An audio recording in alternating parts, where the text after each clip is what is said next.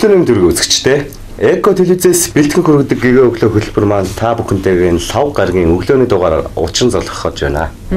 Үзэгчид маань энэ өглөө бидэнтэй хамт тогтож өөр зэрэгтэй мэдээллүүд аваа зогсохгүй дор гарч байгаа цагаагаар мэдээ, валютын хаш мөн афоризмыг та бүхэн маань дэлгэцэн дороос харах юм бүр боломжтой байгаа. Ингээд үзэгчтэй бас энэ өглөөний бас дорны зурлагаа хүргэх. Тэгэл яг хоо энэ өглөөнөөс эхлээд та бүхэндээ дорны зурлагыг хүргэж байгаа. Ингээд бүгдээрээ дэлгэцэндээ анхаарлаа хандуулна.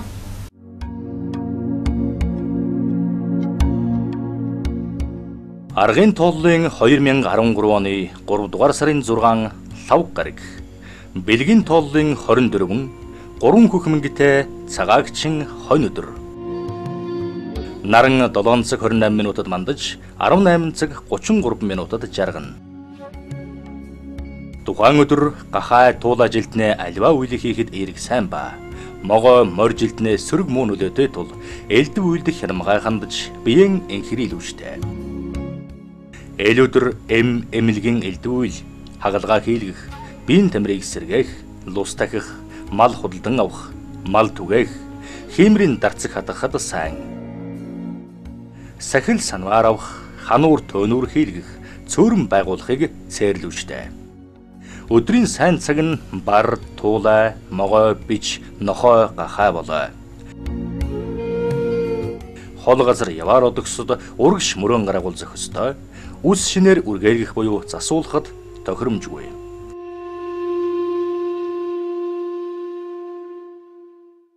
Энэ өглөөний өнгө төрх ерөнхий төлөв байдал хэрхэн байх нь вэ гэдгийг бүгдээрээ сая харж авлаа. Цааш нь үргэлжлүүлээ та бүхэндээ энэ өглөөний бас сонирхолтой мэдээллүүдийг хүргэе. За тэгэлгүй хаа. За энэ дэр зөвлөгөө болно маань бас идэвхтэй дасгал хөдөлгөөн сэтгэлийн хямралаас ангижруулдаг гэсэн тийм мэдээлэл. За тэгэхээр идэвхтэй дасгал хөдөлгөөн нь хүний сэтгэл зүйд эергээр нөлөөлдөг гинэ. За тухайлбал хүний бие даасан байдлыг дээшлүүлж, ганцаардлаас сэргийлж, өөртөө итгэх итгэлийг нэмэгдүүлдэг ажээ. За мөн бухимдал сэтгэл хямралыг арилгах шидтэй юм байна. За эрүүл мэндэ бэхжүүлэхэд чиглэсэн идэвхтэй дасгал хөдөлгөөн гэдэг нь өдөрт 30 минут болон түүнээс дээш хугацаагаар дунд зэргийн идэвх шаардсан хөдөлгөөн хийх, алхах, шогшох, гүйх, аялах, морь унах, ногоо арчлах, хүүхдэд тоглох зэрэг бас багтдаг юм байна дунд зэргийн. Ингэхдээ амьсгал зүрхний цохилтын тоог нэлээд нэмэгдүүлсэн хөдөлгөөнийг ажлын байр ажилдаа ирж очих амралт чөлөө цагаараа бас өөртөө тохируулан хийх хэрэгтэй гэж эмчнэр зөвлөж байна. Тэгснээрээ бас сэтгэлийн хямралаас бас ангижрахын зэрэгцээ бас бухимдал гэх мэтлэн иймэрхүү тийм зүрх байх нь тийм ээ. Мэдээж энэ бол хамгийн чухал тэр дундаас өглөө босоод дасгал хөдөлгөөнийг хийх юм бол тухайн өдрийг ирчүүжвэл дараа нь хүн сэргийддэг. Энэ талаарх зөвлөмжүүдийг үзэгчдээс нэлээдгүй бас хүргэж байсан тийм ээ. За ингээд мэдээж бас үзэгчдтэй бас нэлээдгүй хэдэн дугаар бас хүргэсэн байгаа. Ингээд та бүхэн маань дэлгэцэндээ ортоод танин мэдхийн эко болонгаа хүлээ авч үзээрэй.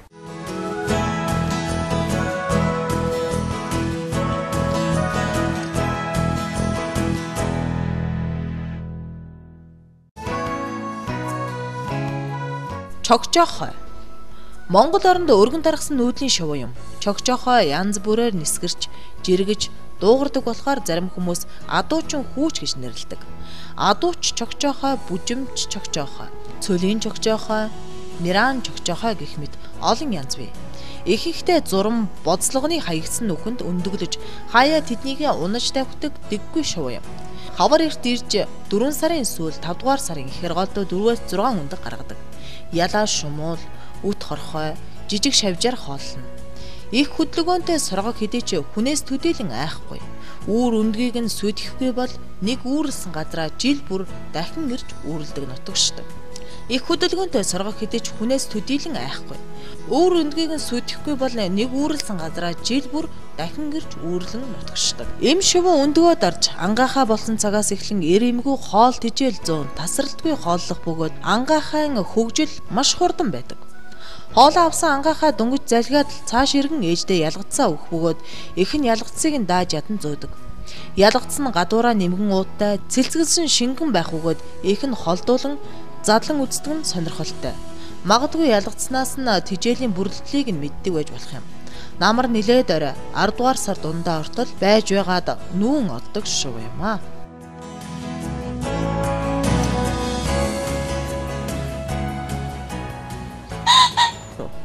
Гургуул Толгойд том улаан өрөвлөгтэй, өнгөлөг, урт сүүлтэй, далавчаа дивэн дахиа шиг гооглох дуртай шувууг гургуул гэдэг. Гургуул эмийн бүдэг цоохор дубоор саарл зустай. Ой шуган сэрэгт үе үе гарч бутнаас бутанд хоолрон бүдэг. Ховдгоол зэргийн хөндөй халах голын зэгс зэрэг газраар элбэг тохиолдно. Урамгалын навш нахаа үүрээр хооллох боловч элдв цохорхой мэлхий гүрвлийг ч ангуучлана. Өвлийн цагт сүргэлээд хавартаа эрэгчин эмэгчнэрээ салж явдаг. 1-1.7 кг орчим жинтэй. Газар хонхойлон ноос үс дэвсэж 10 гаруй өндө гаргадаг. Сайн чанарын бах, өнгөлөг үдсөдтэй шувуу ихэд ховордож байгаа амьд шувуудын нэг юм аа.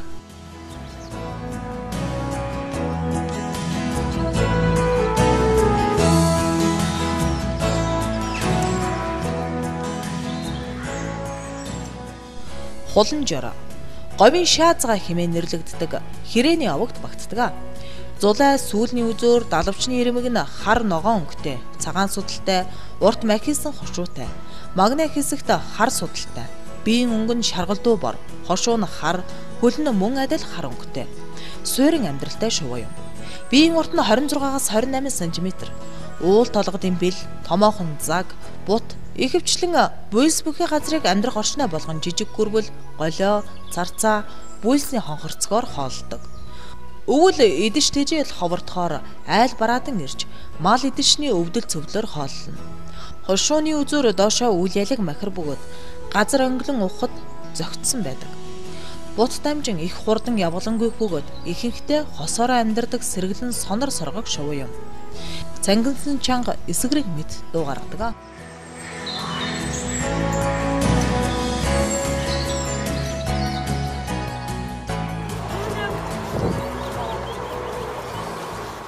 Хуруут хүн. Хуруут хүн нь нугасны овгийн усны шувуу юм. Европ болон Азиас гаралтай бөгөөд манай орны бөөн цагаан улаан нуур болон ховдголд таарна. Энэхүү том биетэй хүн шувууны нас бие гүйцэн нь 125-аас 170 см урт. Далавчаа дэлгэсэн нь 200-аас 240 см. Биеийн жин нь 12-аас 15 кг байдаг. Хамгийн ойр төстэй зүйл шувуу нь гангар хүн юм. Хунгийн дэгдэхээ цавцагаан биш байдаг. Нэг нас хүртэл хушуу нь харсаар л дуунгтай байх ба бие гүйцэхдээ улбар шар болдог.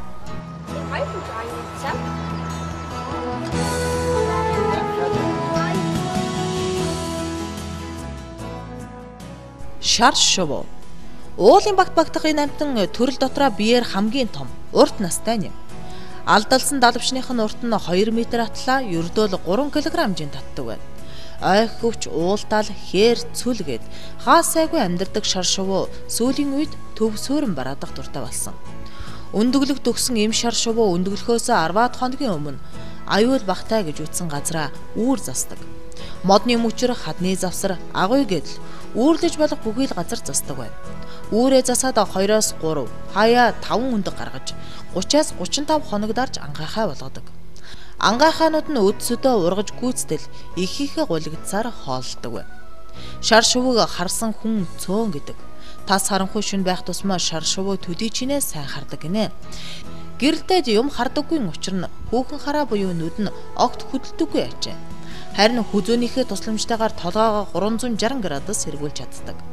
Мөн сонсгол нь дэндүү сайн хөгжсөн байдаг учраас шүн дөлөөр өвсөн дотор түжигнэлдэх огтон зурм тэргүүтэй мэрэгч амьтдыг төвгүйхэн барьдаг.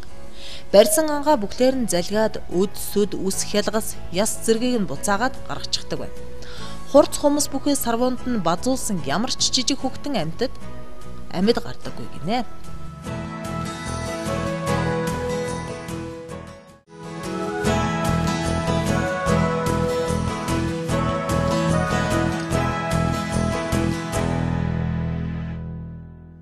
За үзэгч та бүхэнд маань бас танин мэдхүүн эко болон маань таалагдж байгаа хаа. Танин мэдхүү эко болонгороо та бүхэндээ бас ан амьтдын талаар бас дэлгэрэнгүй мэдээллийг бас хүргэж байгаа. Тэгэхээр бас Монгол улсад маань бас ямар шоу бас хөгтөн амтан байх жишээтэй энэ талаар бас мэдлэгтэй бас болж авч байгаа. Ялангуяа өсвөр насны хүүхдүүд, залуучууд хүүхдүүд байна. Шоу бүрийн онцлог шинжүүд байж байгаа тийм ээ. Хүндийн жин за тэгэл ер нь ямар орчинд яаж амьдардаг вэ? Нүүдлийн үйлдвэрлэл нь ямар орнуудаар манай нутгийн Монголд гэх юм бол ховсгөл ойтой ер нь аль нутгуудаар байдаг юм бэ гэдэг талаар мэдээлэлүүд бас дэлгэрэнгүй хүргэж байгаа.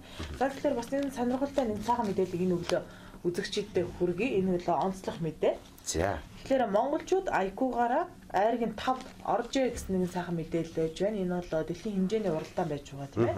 Тэгэхээр барууны судлаачдын хамгийн сүүлд гаргасан сулгаагаар монголчууд IQ-гаараа дэлхийд эхний 5 багтсан байна. Тэгэхээр нэгдүгээр Их Британий сэтгэл зүйч Ричард Ли, Финляндийн улс төр судлаач Тату Ванен, Голландын сэтгэл судлаач Жерд Вичерт нар 113 орны иргэдийн оюуны чадамжийг судалж оноогоор жагсааж бичсэн юм байна. За жагсаалтын эхэнд бол 108 оноогоор Сингапур, 2 дугаарт 106 оноогоор Өмнөд Солонгос орсон байна. 3 дугаарт 105 оноогоор Япончууд орсон байж байна. За тэгэхээр 4 дугаарт 102 оноогоор Итали улс орсон бол харин айргийн 5-д 101 оноогоор Монгол, Ирланд улс зэрэгцэн юм байна. За эндээс харахад бол манай орны иргэдийн оюуны чадамжийн дундаж төвшин их өндөр хэмжээнд байгааг судалгаагаар гаргаж ирсэн юм байна. Түүнээс дэлхийд бас нэлээдгүй дээгүүр IQ чадамжаараа боллоо дээгүүрт орж ийн. Энэ ч гэсэн бидний илрэл ээж байдаг. Хаа нэгэн газар очиход оршин суух, амьдрах зохицолгоо болох их турган байж байдаг тийм ээ. Ямар нэгний учрыг олох их хурдан. Ер нь дасан зохицох чадрын хувьд бас энэ багтдаг болов гэж бодож байна. Тэгэхээр бас тун сайхан мэдээ байлаа. Бас дэлхийн бараг тэр олон 213 орноос тийм ээ. Айргийн 5-д IQ-гаараа багтаж байна гэдэг чинь бас мэдээж бахархууштай мэдээ байлаа. Тэгэхээр бас энэ өглөө бас үзэгчдээ өрнийн зурлагаас хоёлаас хүргэе гэж бодож байна миний зүгээс. За тэгэхээр яг хаа үзэгчдээ дэлгэцэндээ артын суугаараа өнөөдрийн ажил үйлсийн хэр бүтэмжтэй явах нэ гэдэг бол хүн болгон тухайн өдрийн өрнийн зурлагыг бол шинжэн хардаг байгаа. Ингээ бүгдээрээ өрнийн зурлагаа уншицгаая.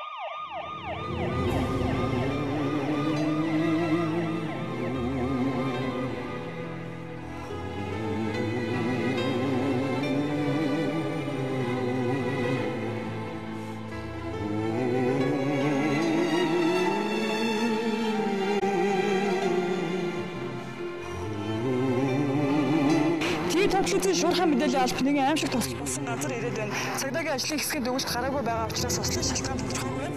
Жолоочийн бие муу учраас яралтай амжилтын тусламж үзүүлж байна. Цагдаагийн ажилтнуудын хэлж байгаагаар энэ хүнийг нэргүүн төвшөндөр гэдэг 25 настай залуу юм байна. Энэ аргишны яралтай холбоо байхыг цагдаагийн газраас сануулж байна.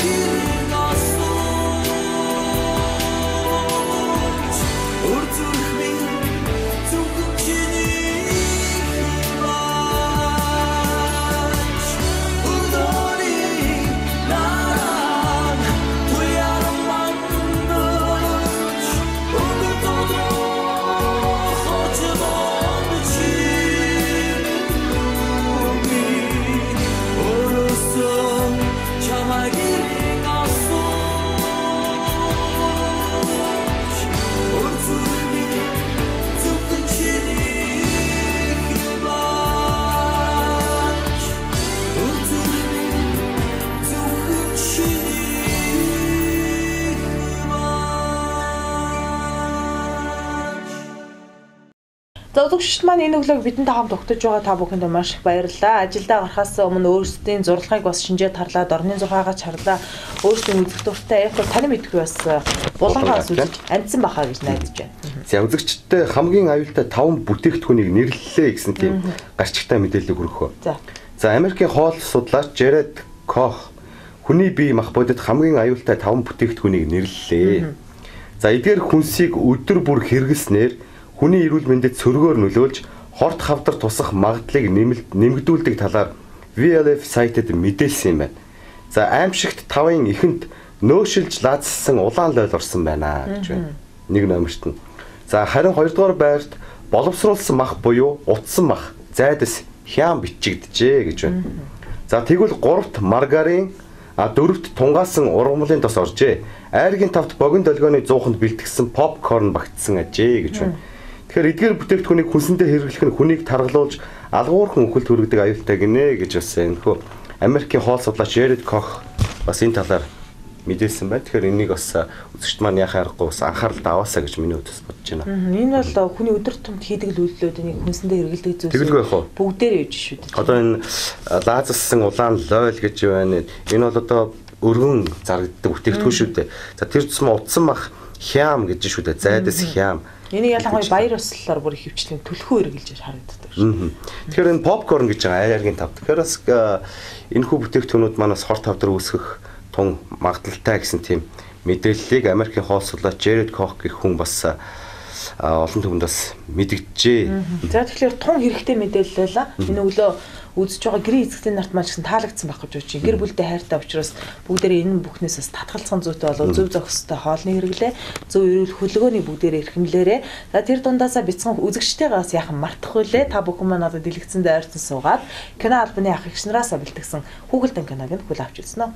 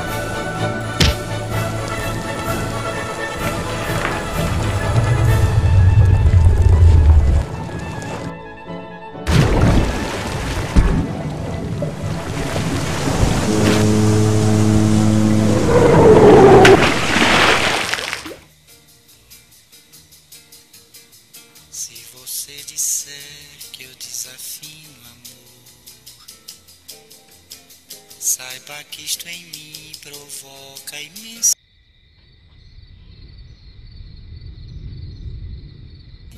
dor. Só privilegiados têm ouvido igual ao seu. Eu possuo apenas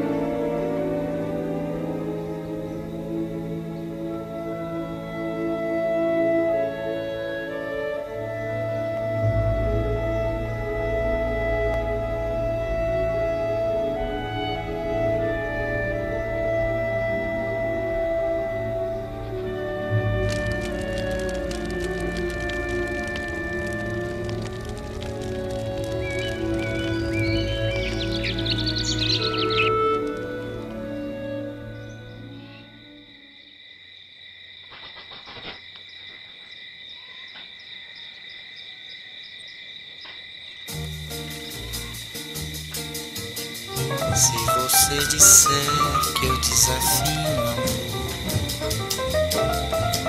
saiba que isto em mim provoca imensa dor.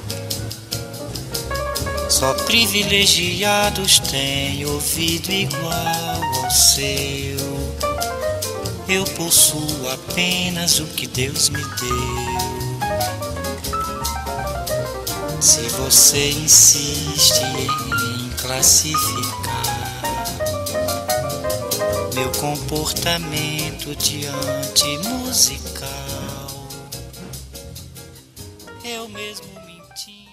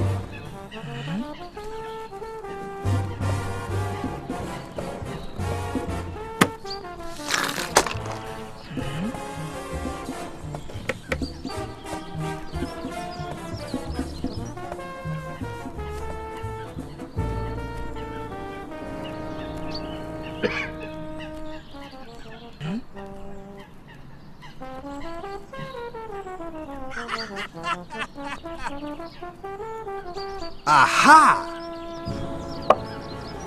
What?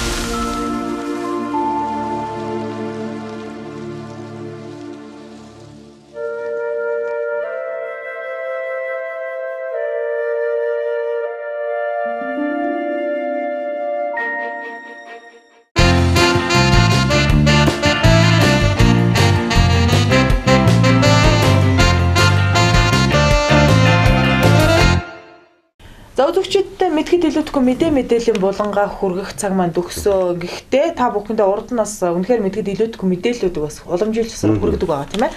За тэгэхээр энэ дээр бас нэг юм сонирхолтой мэдээлэл авах юм аа.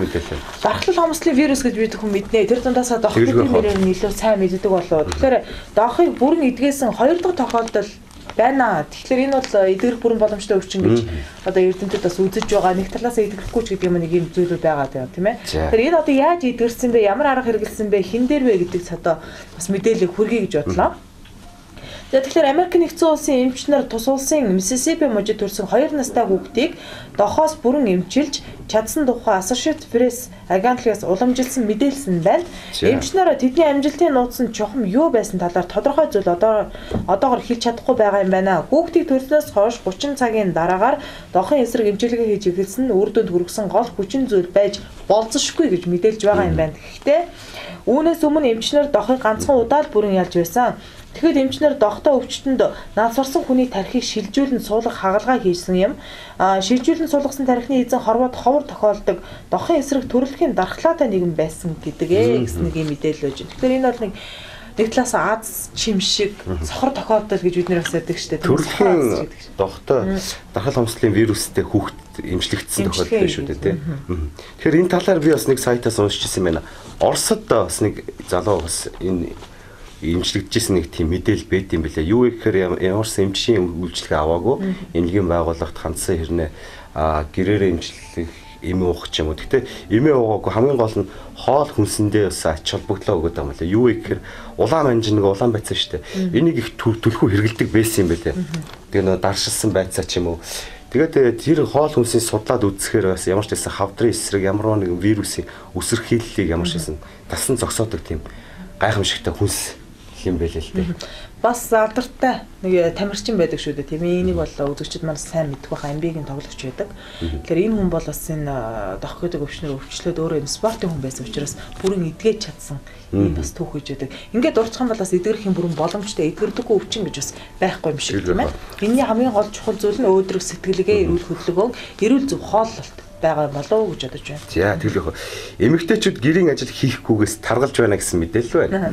За Америкийн нэгдсэн улсын Өмнөд Каролинагийн их сургуулийн мэрэгчлэтнүүд судалгаа хийсний үр дүнд орчин үеийн эмэгтэйчүүдийн таргалтын гол шалтгааныг нь олжээ. За тэдний мэдгдснээр энэ нь гэр орны ажлаа баг хийж байгаатай холбоотой гинэ. За 1965 онд гэрийн эзэгтэй нар 7 хоногт дунджаар 27 цагийг гэр орноо цэвэрлэхэд өнгөрөөдөг байсан бол өдгөө 13 цаг 30 цаг болж багасчээ гэж байна. 13 цаг. За үүний улмаас эмэгтэйчүүд дор хаяж 360 ккал ичлэгээ шатааж чаддгүй төрсэн байна. Харин ажил эрхэлдэг эмэгтэйчүүд өнгөрсөн зууны гэрийн эзэгтэй нараас 132 ккалаар бага илчлэг шатаадаг ажээ. Дашрам дурдахад таргалалт зүрхний шигдээс цус харуулт чихрийн шижин хавдар үсгэх үндсэн шалтгаан болдог байна гэж байна. Хэдэн метр чөлөө хүний судас өргөсчээд ингэнлээ. Тэгээд дээрээс нь зүрхний үйл ажиллагаа тэр хэмжээгээр цусан хангамж бас нэмэгдчихэд учраас ачаал нилээдгүй их байдаг гэх юм байлаа. Тэгэхээр нилээдгүй калкалор хасаж чадах байсан бол хасаж чадахгүй болох юм. Үр дагаврууд бий болох юм байна. Тэгэхээр гэрийн эзэгтэй нар эмэгтэйчүүд охид бүсгүүчүүд манаас энэ тал дээр анхаарлаа хандуулах зүйтэй болоо гэж бодож байна. Үнэхээр бас чухал мэдээлэл байна. Яхаа аргагүй технологи хөгжөөд угаалгай машин гарлаа, автомат угаалгай машин гэдэг хувцас угаалгай машин тэгээл орчих жишээтэй. Энэ жишээнээс харахад ер нь ажлын бүтээмж байгаа. Оюуны бүтээмж илүү өндөр болсон юм болоо да бүсгүүчүүд өмөрөхөд тийм ээ. Тэгэхээр үнэхээр бас хэрэгтэй мэдээлэл л баярлалаа. Тэгээд үзэгчтэй бас уламжлалсараа та бүхэнд мэдхэд илүүдэхгүй мэдээллийн булангаа хүргье.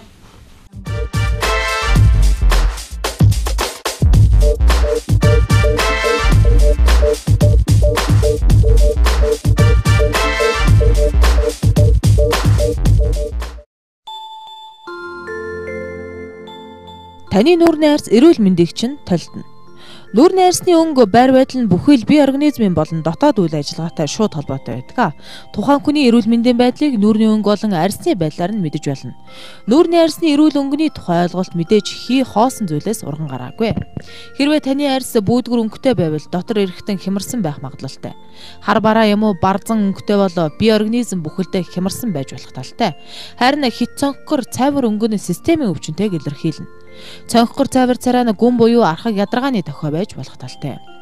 Хуурай, үхмэл, нүүрний арьс нь урт удаан хугацаанд бие организм сулцсны шинж тэмдэг мөнөөсөө муу юм аа. Иймд эмэгтэй та арьсны өнгөндөө анхаарлаа хандуулах нь маш чухал юм. Тамхи татдаг эмэгтэйчүүдийн нүүрний арьс тодорхой хугацааны дараа төрлөх өнгө алдаж үхмэл зэвхий болон хувирхан байдаг. Эрүүл хэв маягийн амьдрал тохирсон зөв хооллолт, агаар салхинд гарах, эдгээр зарчмыг мөрдөхгүйгээр гой сайхан арьстай болохын тухай мөрөөдөөд ширэггүй юм. Мөн буруу дадал зуршил өөрөөр хэлбэл өглөө эрт босдоггүй, үлдэн зэлмэн явдаг, эсвэл хэтэртлээ идэх, ойр ойрхон тамхи баг болох зэргээс хасаалах хэрэгтэй. Мөн стресс орохоос зайлсхийх нь арьсны өнгө хэвийн байхад нэн тустайг анхаарна уу.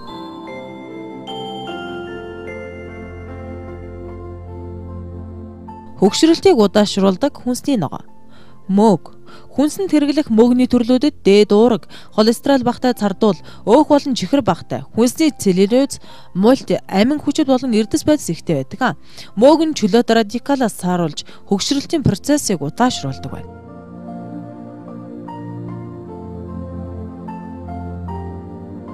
Лойл. Хүн өдөр бүр хүнсэндээ 50-100 г шин соргог улаан лойл хэрэглэснээр хүний биеийн хэрэгцээт амин дэм болон тэжээлээ хангадаг. Мөн алимны хүчил, лимоны хүчил болон чихрийн төрөл агуулдаг учраас хоолны шингэтэнд тустай.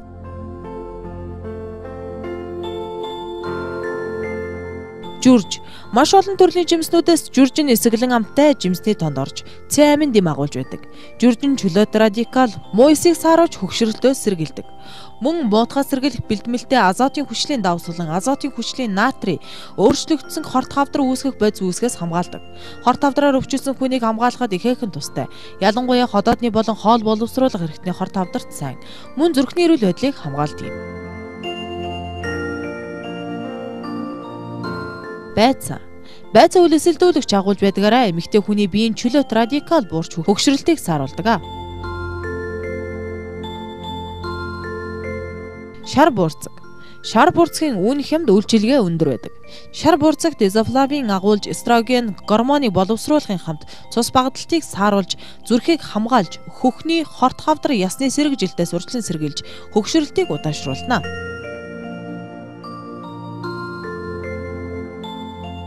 Улаан луван. Улаан лувын хэмжээний целлюлоз, Б витамин, калий, магний зэрэг ходоод гэцийг цэвэрлэхэд нөлөө үзүүлэхийн хамт өтгөн хатах болон батга үүсгэхээс найдвартай хамгаалдаг гэж судлаачид үзэж байна.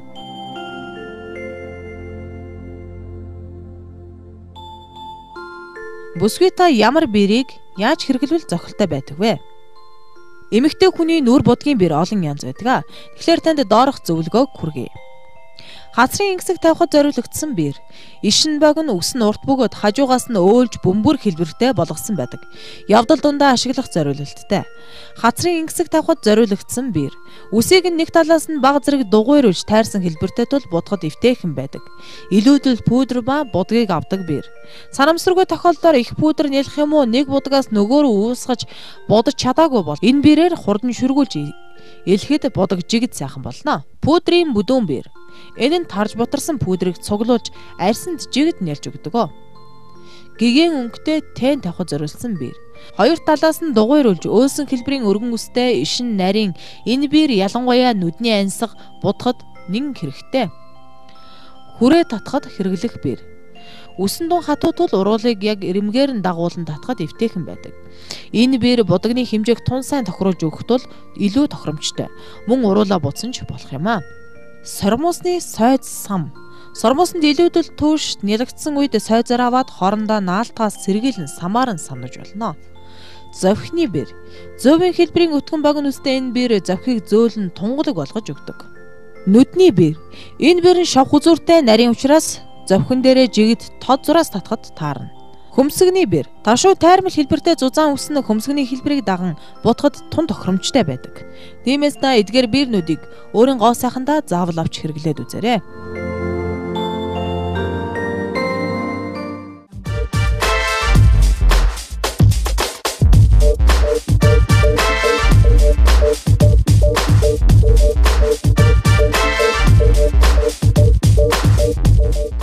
За За үзэгчид маань мэдхэд илүүдэхгүй мэдээлэл болонгаа хүлээн авч үзсэн баха. Та бүхэн таалагдсан гэдэгт найдаж байна. Үргэлжлээ та бүхэндээ уламжил ёсоор энэ өглөөний зочны цагаараа хүрч байна. За манай энэ өглөөний зочноор голомт цөмийн аюулын эсрэг хөдөлгөөний гишүүн Ариун бол Минжуур ах манаас оролцож байгаа. За мөн цагаанхаас эх орончид төрийн бус байгууллагын тэргүүн Эрдэнэзай ах маань оролцож байгаа. За та бүхэндээ энэ өглөөний мэндийг хүргэе. За тэгэхээр энэ өглөөний зочид маань их чухал асуудлын таралтаараас үзэгчдтэйгээ ярилцах гэж байгаамаа. За энэ бол тун удахгүй болох гэж байгаа 3 сарын 9-нд болох гэж буй цөмийн циклийн эсэргүүцлийн хөдөлгөөн бас дэлхийд даяар өрнөж байгаа. Энэ бол Японы атомын цахилгаан станц Фукушимагийн дэлбэрэлттэй холбогдуулсан тийм ээ, тэр дундаас 2 жилийн бас ойг өгсөн дэлхийн нийтэд эрүүл хөдөлгөөнийг бий болгоё, эрүүл дэлхийн төлөө тэмцэе гэсэн уриандор энэ бүхэн маань болж байгаа учраас энэ талаарх мэдээллийг бас үзэгчдтэй бас хүргэн зүйтэй болоо гэсний үндсэн дээрээс энэ өглөө бас очтоо бид бүхэн урьсан байгаамаа. Тэгэхээр хөдөлгөөнийхөө талаараас танилцуулъя. За мөн 3 сарын 9-нд болох гэж байгаа энэ цөмийн аюулгүй зэвсгийн ерөнхийн эрүүл дэлхийн төлөө гэсэн уриалтай энэ аяныхаа талаараас ярихгүй юу гэж хэлмээр байна. Тэгэхээр ер нь цөмийн эрчим хүч хязгаар гарч ирсэн бэ гэдгийг талаар хэлэхэд энэ 1945 онд одоо дэлхийн 2 дугаар дайны дараа энэ дайнд оролцогч том гүрнүүд одоо дэлхийг дахин хуваа эзлэхийн тулд том зэвсэг хүчтэй зэвсэг хийх энэ төлөө одоо маш их зардал гаргаж тэгээд цөмийн бөмбөг хийх энэ үйл ажиллагаа эхэлсэн байдаг. Тэгээд энэ цөмийн бөмбөг хийх технологийн дунд нь энэ эрчим хүч маш их ялгардаг энэ хэсгийг цахилгаан гаргаж авахд ашиглаж атом цахилгаан станцыг үүсгэсэн түүхтэй байдаг. Тэгээд энэ атом цахилгаан станцын одоо үр дүнд гарч байгаа тэр цөмийн хаягдлын цөмийн бөмбөг хийх түүхийг тулгаж хэрэгэлдэг. Тэгээд 1986 онд Чернобыльд осол болсноос хойш энэ цөмийн зэвсгээ хязгаарлахгүй бол одоо энэ дэлхийн маань сөнөх хэмжээнд одоо зэвсэглэгдсэн байна. Цөмийн даа эхлэвэл дэлхийд сөнөхөж болсон байна гэж Америкийн нэгдсэн улсын ерөнхийлөгч Рейган, зөвлөлт бодлуулсан ерөнхийлөгч Горбачеваар одоо атомын том тусгалтай хүчин чадалтай энэ зэвсгүүдэд одоо хорогдуулж эхэлсэн байдаг. Тэгээд түүний дараа 2011 оны 3 сарын 11-нд Японы орчимд газар хөдлөлтөөр Фукушима дэх атом цахилгаан станцад осол гарснаар одоо энд дэлхийн бүх хүмүүсүүд ер нь цөмийн эрчим хүчнээс татгалзах нь зүйтэй юм а гэдэг дүгнэлтэнд хүрээд энэ цөмийн эрчим хүч бол их одоо дэлхийн бүх асуудлыг шийдсэн найдвартай эрчим хүч, цэвэр эрчим хүч гэдэг үзэл баримтлалыг ярьж мухааг нь даллаж ясан энэ мэдээллийг одоо ил гаргаж атомын цөмийн эрчим хүчийг дэлхийн нийтээр сэргүүцэх энэ үйл ажиллагаа өрнөж эхэлсэн байна. Тэгээд энэ үйл ажиллагаанд мөн Монголын ард түмэн бас нэгдэж энэ үйл ажиллагаа явуулдаг. Одоо Монголд бол өнөөдрийн байдлаар одоо атомын цахилгаан станц барин энэ уран олборлон цөмийн төлш хийн гэсэн энэ хөтөлбөрүүд одоо батлагдаад тэгээд энэ засгийн газраас хэрэгжүүлэх юм ажиллагаанууд явагдаж байгаа л да. Тэр дэлхийн нийтээр цөмийн эрчим хүчнээс татгалзъя гэдэг ингээд одоо энэ цөмийн эрчим хүч бол үндсэндээ технологи нь бүдүүлэг юм. Тэр хаягдл нь дэлхийгээ сөнөөхөж ийм их уршигтай муу үр дагавартай байгааг эсэргүүцээд энэс татгалзаж байхад Монгол энийг хөгжүүлнэ гэдэг байгаа нь учир дутагдaltaй юм а гэж энэ хүмүүсүүд Монголын ард иргэд үзээд хэсгээр эвлэлд нэгдээд энэ тэнд бүлгүүд хөтөлбөрүүд байгуулагдаад ингээд явж байгаа юм а.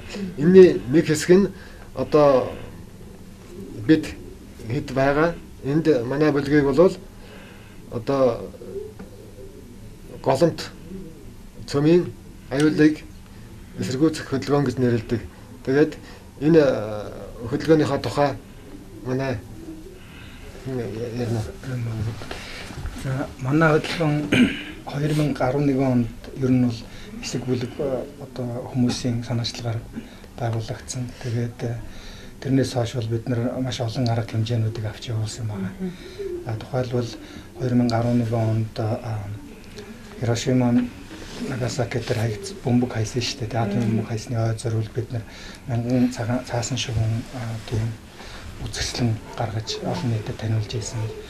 За тэрний хойно бас 2011 онд энэ Чернобылийн Фукушимагийн ослын 1 жилийн 2012 онд тийм Фукушимагийн ослын 1 жилийн хойд зориулсан тийм багт жагсаалыг зохион байгуулж ирсэн. Бас Чернобылийн ослын өдөрт 4 сарын 26-нд зориулсан Бүү март Бүү давт гэсэн тийм жагсаал цуглааны зохион байгуулж ирсэн. Тэгээд одоо энэ уламжлалаараа бидэд дараагийн Фукушимагийн ослын ойд зориул 2 жилийн ойд зориулсан энэ 3 сарын 9-өөс 11-ний хооронд болох энэ дэлхийн нийтийн үйл ажиллагаанд идэвхтэй оролцож байгаа маа. Түүнээс гадна бидэд манайхан бас өөрсдийн вебсайт, блог ажиллаулдаг. Тэрүүгээрээ бид нэр одоо маш их олон хүнд мэдээлэл өгч одоо олон талын сурталчилгааны үйл ажиллагаа явуулдаг. Тэрний нэг жишээ нь бол бас бид одоо сая голомт гэдэг сониныхоо анхны дугаарыг гаргасан байгаа. За энэ бол одоо үнэгүй сонин бидний одоо ард түмэндээ одоо мэдлэг энэ цөмийн аюулын одоо талаар тодорхой мэдлэг олгохын тулд бид нар одоо энэ сониныг эрхлэн гаргаж байгаа. Цааш ч бас гарах баг. Тэгээд энэ жагсаалын үеэр бид нар энэ сонингоос бас дараа нь өөрсдийнхөө байгууллагын одоо танилцуулгыг бас дараа нь мөн энэ цөмийн аюулын талаар, уран олборлох, хор хөнөөлийн талаар энэ талаар бид нар бас хүмүүстэй санал солилцож мэдлэг түгээх ийм үйл ажиллагаа явуулах юм байна. Эрдэнэ сайхан манаас цаагаас их орончид хөдөлгөөний хадлаараас үзэгчдэд танилцуулахгүй ямар бас үйл ажиллагаануудыг энэ жилүүдэд хийж явав тийм ээ. Тэгээ манай бол одоо хошмол цагаас бүлгэмд гэдэг байсан. Манай бол хөхөн бүлгэмтэй салшгүй хамтарч ажилладаг. Тэгээ хөхөн бүлгэмтэр багаас комьюнитийн найз. Тэр бол одоо үндэсний хөдөлгөөнүүд гэж явдаг. Тэр тематай хүмүүс. Бид нэр бол одоо олон жил одоо үндэсний хэрэгшинлөө бас ард иргэдэд хэлмэгдэж байгаа. Мөн садар самунтай энэ эрх эсрэг сурчлагыг олон зүйлтэй бид хамтарч ажиллаж байсан. За мөн гадаад иргэд болон одоо Монгол ажил дээр хэрэг зөрчих асуудал дээр хүртэл ордог байл. За гэхдээ өнөөдөр үед бол бид нэр энэ сайхан одоо бусад төрөмс байгууллагатай хамтарч явсан. Одоо Монголд одоо энэ цөмийн аюул гэж юу юм бэ? Бид өнөөдөр хамгийн наацхан шигчл дэлхийн 2 дугаар дайны тэр атомын цөмийн хаягдлын цөмийн мөнгө хайсан үндэстэй тэрний хорд цэцэг иргэд яаж хохирдیں۔ Эндээ за мөн хамгийн наацхан шинэ Фукушимагийн атомын цэцлэг станцын хорд Чернобыль байна. За мөн Америк тус асуудал Казахстаны нөгөө тоолцоо асуудал байгаа. Түмэн тэнд чинь цөмийн мөнгөний туршилтууд явагддаг. За мөн ийм бүхний тэнд бол ард иргэдээ яаж одоо удамд гаж нөлөө үзүүлдэг. Хүний амьдрал ах яаж сүрдэг. Байгаль эколог яаж өөр амьд бүртэл яаж мутацид ордгийг бид нар түүгээр мэдсэн. Тэгээд энийг өнөөдөр бид экотлизер гэж бодох их баяртай. Яагаад гэвэл бид нар бас үндэсний үзэлтнүүд чилээхэд ганц өнөөдөр бас энэ экосистемэнд л хорныход ийм агуу юм гэж залуучууд хамтарч байгаа баяртай байна. Тэгээд хоёрдугаарт нь бол мөн энд орж байгаа юм шиг эсрэг үндэсний төв байна. Тэгээд энэ олон энэ экосистемээр тэ ногоос байгаль хүмүүс нийгэмлээд тэгээд энэ олон сайхан залуучуудтай хамтарч байгаа их баяртай байна. За тэгээд энэ дээрээс миний ганц хэлэх гээд байгаа зүйл нь юу гэхээр атомын цэцлэг станц барина гэдэг бол өөрөө дэлхийн дулаалны гол үндэс байдаг. Атомын цэцлэг станц хэдий ч ноолшин цөмөг өмгөө хэдий ч нэ туршина энэ өөрөө дэлхийн дулаал болдог. Энэ бол маш хүчтэй. Хоёрдугаар нь байгалыг бол өөрөөсөө ерөнхийдөө дэлхийд их том гүрнүүд ба штэ жижиг гүрнээл гүрндгүүд юм чигчээд штэ юм. Жишээ нь бид нар тэгэл хаахад аюул сайхан юм яриад байгаа. Гэтэл атомын цэцлэгээс манад барьчих юм бол их хор дагавартай. Дээрээс нь манай Монголд одоо би өөрийнхөө сонирхол судалж янз бүр хүнд хайц ярьжсэн юм дээр. Хэрвээ бид нар өнөөдөр энэ цөмийн хаягдыг Монголд оруулаад болчих юм бол хизээ нэгэн цагт бидний үр удамд тэр ямарваа нэг материал гэдэг бол тийм илэгдэх хорогддог хэдэн зуун хэдэн гэж болж байна. Хэдэн зуун. Тэгэхэд тэр бол задардаг бидний үр хойчтол хор болно. Манай байгалыг сүйтгэн. Эний эсрэг л бид явж байгаа байхгүй. Хоёрдугаарт нь маш их урааныг олборлох тухай өнөөдөр Монгол төрс маань ярьж байна. Энэ буруу. Өнөөдөр баг 150 хэдэн билүүлэлцэн байж байгаа тэр нэг одоо шөө цөөрсөн сураг сонсож байгаа. Гэхдээ л Монгол одоогоор урааныг олборлож болохгүй. Яагаад гэвэл бид нар өнөөдөр уул уурхай өчнөө юм ухсан байгаа шүү дээ. Тэгэхээр би бол энэ урааныг бити олж оруулаасаа бид нар бас нэг энэ нь одоо атомын станцаас өөр зэрч хүч хэрэгж болох боломжтой болсон. Тэгээд энэ экосистем тал руугаа бас төрсөн маань хандаасаа тэгээд дэлхийн нийтээр болж байгаа энэ чагсаал бүгдээрээ хөл нийлүүлэн орж байгаа Монголын хаард тунд бас энэ дэвтгтээ оролцоорой гэж хүсэж байна. Ер нь мэрэгжлийн хүмүүсээс ер нь энэ тал дээр эсэргүүцэж байгаа хүмүүсийн хувьд асуухад уран олборлолт гэдэг маань эргээд ямар хор уршигтай гэдэг юм болоо.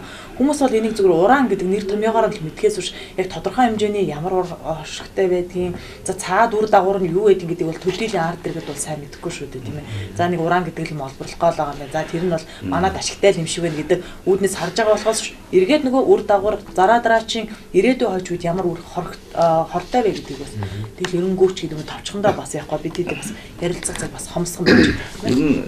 Яг ингээд манай төр зэхээс юм болдог байхгүй. Ард иргэд маанууд үнэхээр бас нэг гадаад хэллэг ч юм янз бүрийн хэллэгтэй хэлэхээр бас ойлгох болж болно. Яг боловсралтай хэсэг байна. Үнэхээр манай ард түмч бас өөрсдөө бас. Тэгээ энийг бол янз бүрийн нэр томьёогоор хэлцдэг. Ард түм энэ тийм үү гэсэн анзаарахтай өнгөрдөг болчихлоо энэ олон жилүүдэд. Тэгээ тийм бити байгаасаа гэж бодож байгаа юм. Тэгээд энэ уран болвол өөрөө цацрагыг оруулдаг юм. Тэгээд тэр цацраг гэдэг нь юу юм бэ гэхээр зэрэг хүний биеинд одоо хүний биеэр ингээд нэвчээд гардаг цацрагч байна. Хүний биеинд шингэдэг цацрагч байна. Хүний биеинд шингээд энэ үлдсэн хэсэг нь тавтар үсгэж байна. Мөн хүний биеэр нэвчээд гарч байгаа цацрагууд нь бол бас эдээсэд тэр генд нь одоо гэмтэл очруулснаар тэрвэрээ янз бүрийн өвчин үүсгэх ийм их усүр нь болдог, хартавдар болцоо үүсгэх ийм үр дагавартай. Тэгээд түүнээс гадна энэ нэвчиж гардаг тэр гамма тавья гэдэг юм маань одоо босод биетүүдийг, байгалыг тэр чигээр нь ионж явуулдаг. Тэр ионжлт нь ердийн ионжлтоос ондоо арилдаггүй. Ердийн бид нэр хэвсэн дээгүүр гүйж ягаад цахилгаан чичгаад тэгээд биентэй хөрхөөцөг чаддгээд тэнийг нь арилддаг шүү дээ тийм. Өөр ионжлт нь сармагчдаг.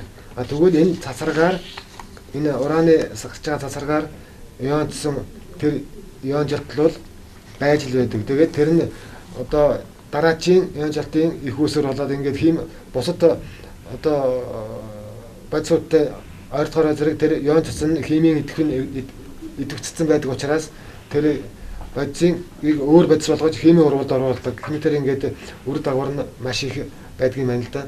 Одоо энд манайд урд өмнө нь одоо энэ Дорнот аймагт Оросын зэрэгийнхын ил аргаар ураныг олборлож ирсэн байна. Тэгтэл энэ олборлож байгаа орон нутагт энэ цөмийн энергийн газрынхан маань хяналтыг хэмжилтээ хийдэг. Тэгэд хэвийн байна гэж ярьдаг. Бид өөрсдөө хүчээр гадаадаас багад захиалж авчираад хэмжээд үзтэл тэнд хэвийн биш байлаа. Энэ хэвийн байна гэдэг бол үндсэндээ одоо тоогоор хэлэх юм бол 0.2 102 микро зэвэрт нэг цагт гээд ийм хэмжигддэг юм байдаг юм. Тэгтэл тэр маань 102 биш 25 бүхэл тийм хэмжээний бохирдол тэнд байна гэдгийг илэрхийлээд ийм байна гэж хэлэхэд энэ бохирдлыг одоо яаж үгүй хийх вэ? Би болцсон бохирдол яаж үгүй хийх вэ гэдэг талаар төр засаг энийг хариуцж байгаа цөмийн энергийн газрынхан огт юу ч хэлэхгүй энэ бохирдлыг цааш нь нэмэгдүүлэх өөрөөр хэлбэл ураныг олборлох энэ үйл ажиллагаагаар явуулна хоргүй гэж яриад байгаа. Гэтэл хоргүй биш байна. Яагаад гэвэл Дорнот аймгийн иргэдийн дотор хортой хавдраар өвслөгчдийн тоо улсын тундчаас хэдхэн их болсон байна гэд тэнд байгаа эрүүл мэндийн байгууллагууд нь мэдээлэл гаргацсан байдаг юм байна. Ингээ судалгаа хийсэн.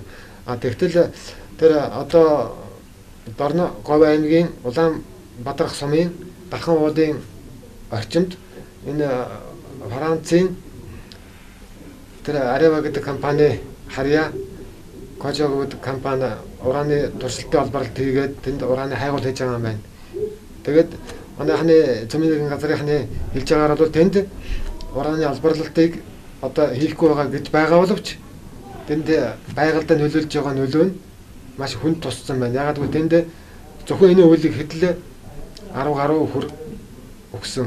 Тэгээд энийг юунаас болов гэдэг он шиг хинж тавьж чадахгүй байна. Өөрөөр хэлбэл хинж онож тавихгүй хэлэхгүй байгаа нь юу хэлж байгаа нэг энэ өхөрүүд өөрөөсөө амиа харалтсан биш үү гэсэн ийм анш тавихад хүргэж байгаа ийм хүнд байдал үүсэж байна. Тэгээд түүнээс гадна тэнд одоо хойшд оршин суух хойч үе маань ийм нөхцөлд яаж амьдрах вэ гэдэг хүнд болж байна. Өөрөөр хэлбэл тэр бус нутаг тэр чигээрээ хүн амьдрах аргагүй.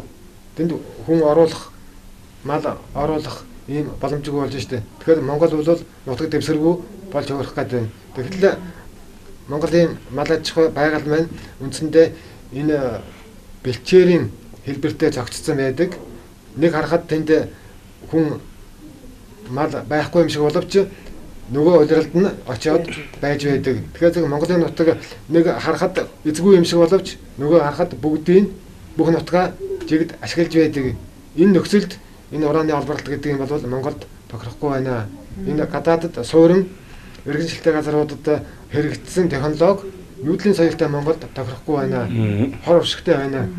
Одоо гадаадынхан тэр даалд газрын гүнд олборлож байгаа ч одоо хор уршиггүй байж гэж байгаа нь Монгол тохирохгүй. Ягаад гэвэл тэнд гадаадын сууринаас хол газар очиод малтачтай тэр нь хот сууриндаа нөлөөлөхгүй байгаа л үндсэндээ хэлж штэ. Тэгэхээр Монголд бол тэр мал нь хүн нүүз бэлчж байдаг учраас тэр олборлолт явуулсан тухайн хэсэгтээ бохирдсон тэр нутагт чинь өртөд биш штэ.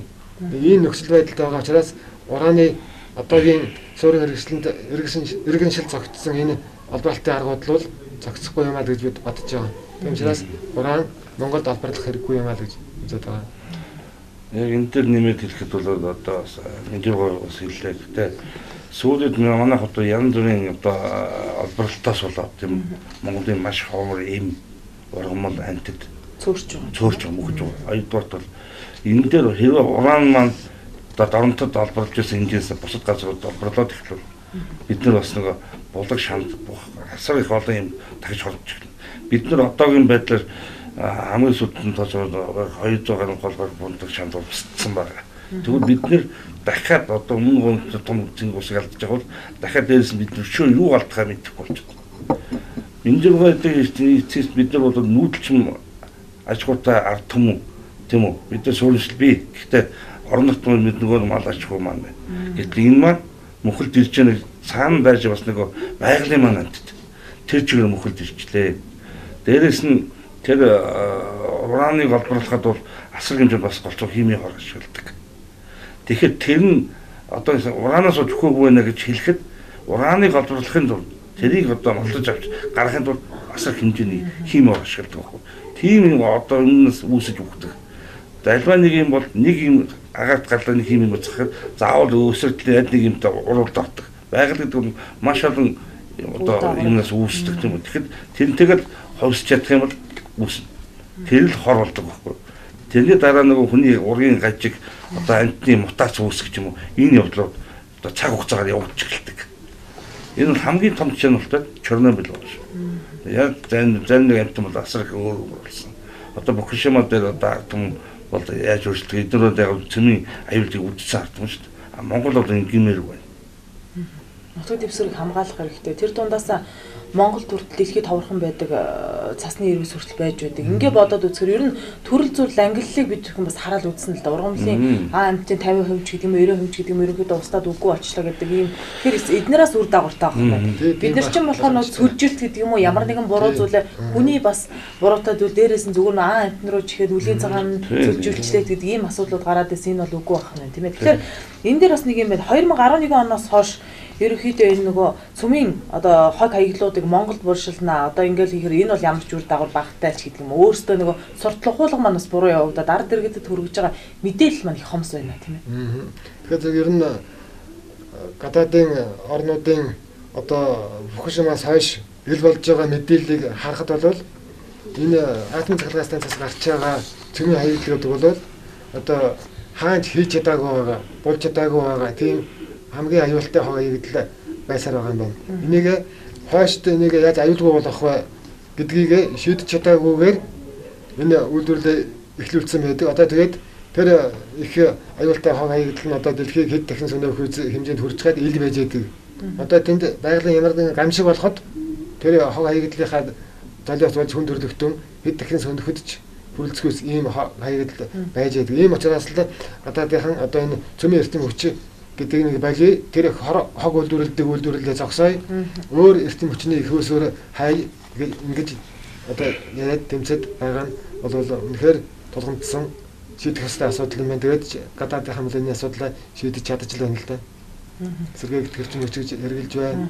Өөр эрчим хүчний их өсөрийг судалгаа хийж байна. Амжилттай юмнууд энд байгаа. Гэхдээ атомын захиргааны станц бол энэ цөмийн эрчим хүч бол энэ хүн төрөлхтнийг аврах царын ганц эрчим хүч биш юм аа гэдэг л одоо ойлголтыг хүн төрөлхтөө одоо бий болгоцсон тэрний хандлагыг ажиллаж байна. Жишээлбэл одоо 1 мегаваттын хүчин чадалтай атомын цахилгаан станц гэхэд тэр бол одоо өчнөө маш олон тонн цөмийн хаягдл гаргадаг байхгүй. Тэгээд тэр цөмийн хаягдл нь өөрөө дахиж тэрүүгээр одоо цөмийн зэвсэг хийх боломжтой гэдэг юм уу. Тийм плутон ялгаруулдаг, плутон агуулдаг. Тэгээд тэр их олон зуун тонн нэг жилд штэ. Тэгээд тэнд чинь одоо шилбэл Японд бол 50 цахилгаан станц, атомын цахилгаан станц байж байгаа гэдээ бодоход хэд байх вэ бодоод үзтээ. Тэр их одоо цөмийн хаягдлаа хааш нөх одоо хинж шийдэг байхгүй. Тэгээд яг энийг дахин боловсруулна гэж ярьж байгаа. Гэтэл тэр бол үнэндээ бол одоо яг хэрэгжсэн гэж хэлгээд бол хэцүү. Зөвхөн Францад бол нэгэн тийм үйлдвэр байдаг гэдэг. Гэхдээ яг үнэндээ ямар хүчин чадлаар ажилладаг гэдэг бол бид нар бол сайн мэддэггүй. Тэгээд тэнд янз бүрийн дам яриа сонсогддог юм байна. Жишээлбэл одоо Японд одоо сая тийм дахин боловсруулах үйлдвэр гэж хэлээд барьсан. Тэр нь одоо хүртэл ашиглалтанд ороогүй. Өөрийнхөө анхны өртөөс 3 дахин хүртэхдээ тэгээд маш хэцүү. Хичнээн тийм дахин боловсруулаад гэсэн дахиад нөгөө шат болгондоо цөмийн хаягдлууд гарч явах хэрэгтэй байхгүй. Өөрөөр хэлбэл уран олборлохоос эхлээл боловсруулах тэгээд тэрийг цөмийн төлш болгох дараа нь цөмийн төлшөнд ашиглаад гаргах тэгээд тэрийг дахиад ашиглаж гэсэн тэгээд ерөнхийдөө бол энэ асуудлыг дэлхийд даяараа шийдэж чадахгүй байгаа. Одоо хаана яг тэгэхээр энэ жишээлбэл тэр одоо плутон ч гэдэг юм уу тэр цацрагдахтай бодис ч өөр 24,000 жилийн настай. Тэгэхээр 24,000 жил аюулаа биднэрт одоо түгээсээр байх тийм зүйл байхгүй. Тэгэхээр хэрвээ тэрийг одоо бид нар үнэндээ тэрийг одоо яг технологийн сайн өндөр технологиор хадгаллаа гэхэд биднэрт үнэндээ 100 жилээр л одоо хадгалах боломж байна. Гэтэл тэрнээс цаашаа яах юм бүү мэд. Тэгэхээр энэ асуудал бол одоо маш их ноцтой асуудал болж байгаа. Тэгээд харамсалтай нь одоо энийг манай Монголын ард түмэн маань одоо үнэхээр сайн мэдэхгүй байгаа. Тэгээд бидний одоо ажлын гол зорилго бол одоо энэ үйл ажиллагааны гол зорилго бол энэ талын сурталчилгааг өгч одоо ард түмнэр одоо энэ янз бүрийн ураны бодлого те энэ цөмийн атомын цахилгаан станц энэ том асуудлуудаа ард түмнийхээ санал асуулга дээр шийдэх ёстой гэдэг байр суурьтай байгаа бид нар. Бусад улс орн тэр дундаас Японочдыг харахад юу энэ талаарх мэдээллүүдийг ер нь ард иргэдэд төлөхөө өгдөг юм шиг. Энэ талаарх ийм одоо хор уршигтай та нар энэ талаас ингэж сэрэмжлэх ёстой, анхааруулга юм сэрэмжлүүлгийг өгнө, их л түгээж явах ёстой юм гэсэн тийм ээ. Гэтэл манайхан эсэргээр улс орн гүрэн болгон хөгжлийнхаа эрен үед дэрчлээ манайхан ч гэсэн хөгжиж яах гэчээд яга хөгжлөөс тасрагдаа тэр бүгдийг өөрийнхөө нуруунд дээр тээх ёстой гэж. Тэгэхээр сайн хамгийн яг хэлсэн асуулт зөв. Нэгдүгээр Монгол улсын одоо 23 жил гаруй хугацаанд одоо газар нутгийн 50% бол одоо баллаас үүдгэж байгаа. Тэгээд дээрэс нь ямар нэгэн үйл ажиллагаа явж байхад тодорхой ард түмэн дээр тэр сурчлага асар муучдаг. Яг л өнөөдөр Монголын ард түмнийхээ ер нь оюунлаг байдлаар бол манай төрцөл төртөл ажиллаж ирээгүй. Мөн яг л энэ сургалт бол асар муу. Үндэсний аюулгүй байдал гэж юу юм бэ? Хүүхд өсгөөсөө байгаль экологи яаж хайрлах вэ? Энэ чадвар муу байхгүй. Тэгээ энийг л бид нар хөгжүүлж чадахгүй өнөөдөр Монголын үндэсний уламжлалт байна уу? Экосистем энийг ярьж чадахгүй төр байгаад үнэхээр байхгүй. 23 жил бид нар газар баялгаа сүтгэсэн. Дээрээс нь одоо юун тэр цөмийн уран тэр плутон нэмэгдүүд ямар аюултай одоо эдгээр бол зүгээр нэг гоё үгээр яриад байгаа. Ард түмэнд бол бид нар чадхаараа сурчлагыг өргөдөө юу юм. Тэгэд одоо энэ үр ашигыг хортоо нөхцөлийг бол цаашдаа бид нар асар олон хэмжээгээр залуучууд хүүхдүүдэд хүргэнэ. Эко байгаль экосистем гэж юу юм бэ? Энэ бол ерөөсөн хүнд хэрэгтэй юм аа. Бид нар энэ цэвэр орчинд амьдрах ёстой, эрүүл агаарт байх ёстой. Тэгээ ямарсан бид нар бол чадлаар одоо ногоон орчин үүсгэх тэр талаараа сүлжээ илэрхийлэн бас энэ явдлаар цаашдаа. Тэр өнөөдөр Улаанбаатар хотмаач гэсэн ер нь энэ ураны асуудлыг яаж чадсан наад түм бол дэмжих гэж бодож байгаа. Тэгээд хамгийн аимшигтай зүйлүүд бид нар Казахстан дээр имийг тавтмаар байхгүй. Тийм ээ. Одоо Орос байна, энэ орнуудын тэр гамшигтай том хотууд бүр хаалттай болсон. Юу ч байхгүй юм байна. Тэрншил Монгол дахиад нэг тийм гарчихгүй гэж айц төрөд байгаа байхгүй. Газар нутгийн хэмжээнд бол манайх бол Орос албаны улстай харьцуулшгүй шүү дээ. Тэр бол агуу том их бүрэн байж байдаг. Манайхан бол газар нутгийн хэмжээ үйлэг хүн амын тоо хэдүүлээ. Бас энэ ард иргэдийнхээ тоог бас бодоод үзэх нь бас зүйтэй юм болов. Тэр дундаас яг түрүүний хэлдэг шиг боловсролыг илүү их түлхүү хэрэгжүүлэх нь зүйтэй юм болов. Заавал гадаад улс орн гэж явж дамнахтай гол нь биш. Ард иргэдэд тухайн яг тогоон дотор л бүгдийг өгөн зохицуулаад өөр өөрсдийнхөө байр суурин дээр илэрхийлчих юм бол энэ явах хаа. Та бүхний явуулж байгаа үйл бол үнэхээр сайхан байна. Яг тэгэхээр бид бүхэн ч гэсэн эрүүл мэндийн төлөө экологи хайрлыг гэсэн үндсэн дээр л ард иргэдэд илүү түлхүү төр мэдээллийг хүргэж идэг. Ногоон байгууламжийг бид бүхэн мянга бүтээгээ дээрээс нь энэ аимшигтай цөмийн хаягдл зэвсгүүдийг оруулаад ирэх юм бол бидний бүтээж байгаа зүйл хажууд нь юу ч болж хувирах гэдэг шүү дээ тийм ээ. Одоо жишээлбэл нэг юм жишээ хэлдэг л да. Тэр Чернобылийн орчинд байгаль яаж сүдэж ийнэ вэ гэдэг интернет дээр мэдээлэл өгдөг. Тэнд юу болж ийм хэрэг зэрэг одоо ердийн сайхан гацуур ингээд өндрийн гол модныхоо ингээд салаалаад ингээд сайхан жиг дургадаг шүү дээ мөчрүүд нь тэ.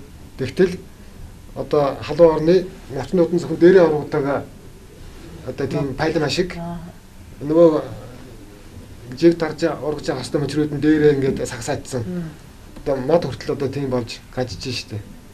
Тэгээд тэрнээс гадна бусад ургамал одоо ямар байгаа бөөмөд тэр амтд ямар байна бөөмөд одоо энэ манай урд хөрш хятадд цөмийн мөнбөгөө бас нэлээд хэдэн удаа туршсан.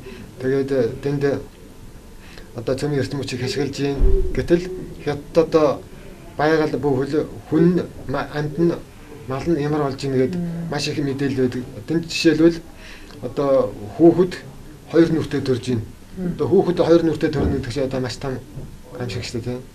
Одоо тэр мал тугал гахаа 2 хоншоортой 2 толгойтой төрж ийн. Тэгээд галуу ногоос 4 хөлтэй төрж ийн гэл байгаль маань биш болж штэ. Тэгэхээр зэрэг бидний 2 талд байгаа цөмийн 2 том хөрш бол үндсэндээ одоо тийм гайхамшигтай цөмийн эрдэм хүчийг хөгжүүлнэ гэдэг энэ бодлоготой бодлогодоо өөрсдөө залгааслагдсан. Үндсэндээ одоо жишж хэлэх юм бол одоо тэр цөмийн эрдэм хүчнээс гарч байгаа цахилгаан гэдэг жижигхэн өнгө маханы төлөө хавханд орцсон хулгайн шиг болцсон байна. Тэгэхээр одоо тэр гүрнүүд чинь өөрсдөө тэр хавханд орцсон байдлаа бус руу яад төлөх үү өөрсдөө яаж цэвэр гарч ирэх үү гэдэг бодлого энэ дэлхийд даяар явагдаад байна. Монгол бол одоохондоо энэ хавханд орцсон хулгайн шиг биш байна. Бид бусдын төлөө хавханд ормооргүй байна.